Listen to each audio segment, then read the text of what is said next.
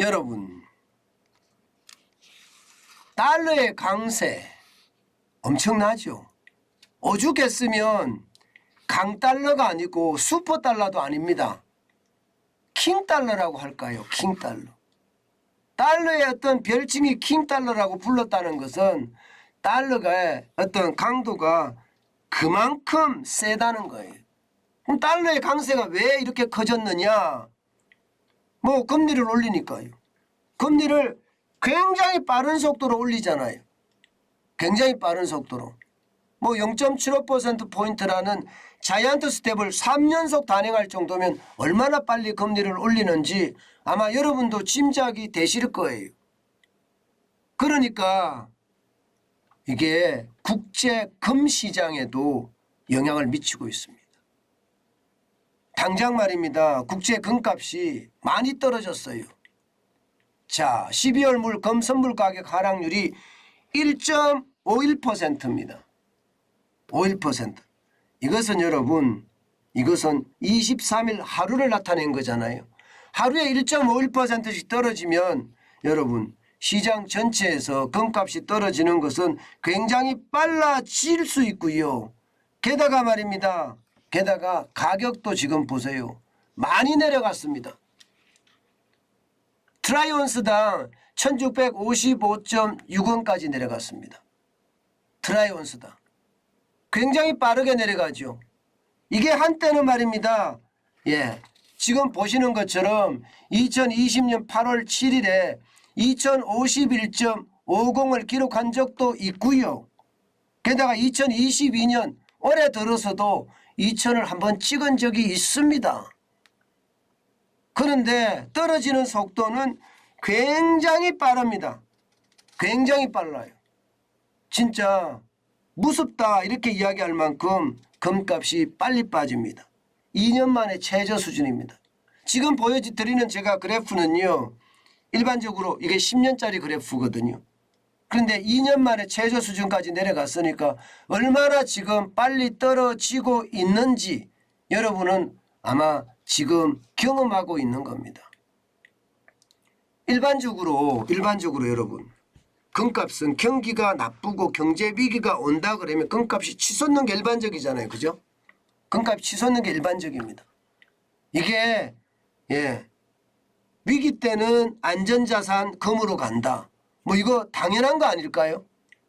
그런데 지금 금값은 떨어집니다. 위기로 가고 있는데. 왜 그럴까요? 달러의 강세 때문입니다. 킹달러라고 이야기하는 달러의 강세.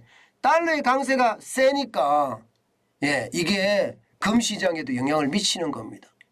왜냐하면 이게 달러의 강세 뒤에는 보면 말입니다.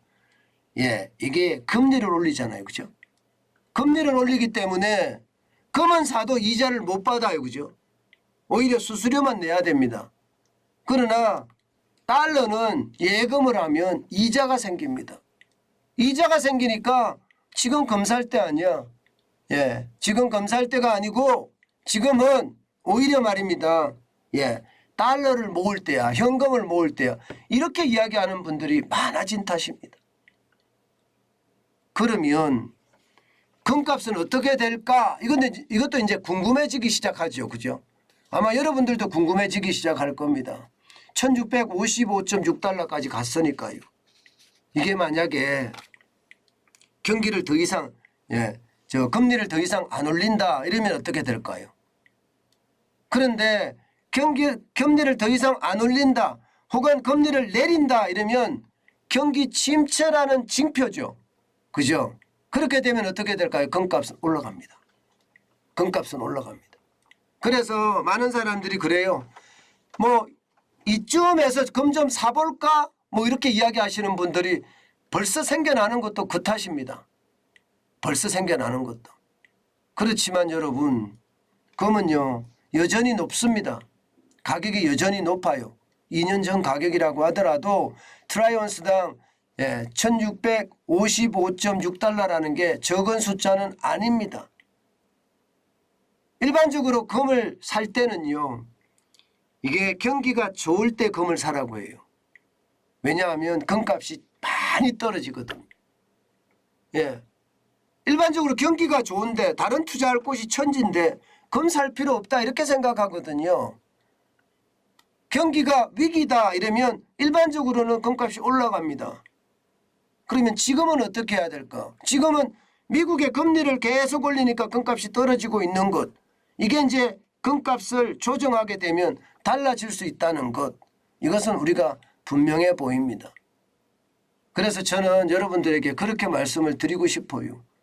뭐 금으로 저축하는 방법도 좋은 방법이에요. 그런데 경기가 좋을 때부터 금을 저축하는 거 굉장히 중요하게 저는 생각을 합니다.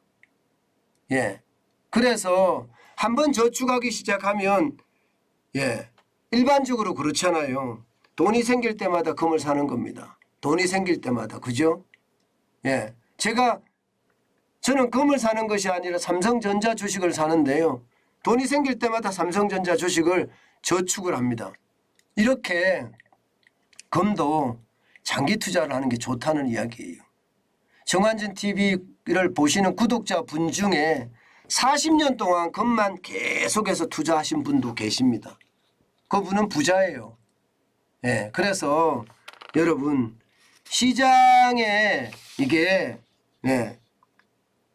약세장이 올 때 한껏 들여다봐야 됩니다.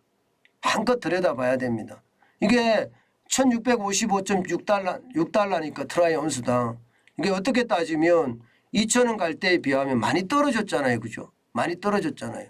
그러니까 주목은 해야 되는 것은 분명해요. 주목은 해야 되는 것. 그렇지만 그 사는 시점은 아직은 아니다. 예, 저는 그렇게 생각합니다. 어떤 분들은 저에게 전화를 하셔서 지금 난 사야 되겠어 이렇게 이야기하시는 분들 많이 계시거든요. 그렇지만 달러가 강세가 지금 20년 만에 최고치예요. 달러 강세가 계속 된다는 이야기예요. 지금은 달러 예금이 더 낮다는 이야기고요. 그래서 사는 시점은 금리를 안 올릴 때, 금리를 동결시키거나 혹은 금리를 내린다고 할 때, 물론 그때는 늦는다고도 이야기합니다. 그때 가기 전에 그러면 우리가 어느 시점에 금도 한번 사보는 것도 좋다. 금리를 언제쯤이면 동결시킬 거야 이런 시장의 예측이 나오기 시작하면 금값이 올라가기 시작할 거예요. 그러면 그때쯤 우리가 움직여도 늦지 않다. 그렇게 저는 말씀드릴게요. 분명한 것은요. 금은 예의주시해야 된다는 것 분명해 보입니다. 약세장의 어떤 상황이 금 시장에도 지금 벌어지고 있는 것은 아닌가. 약세장이 벌어지고 있는 것은 아닌가. 저는 그런 생각 지금 해봅니다.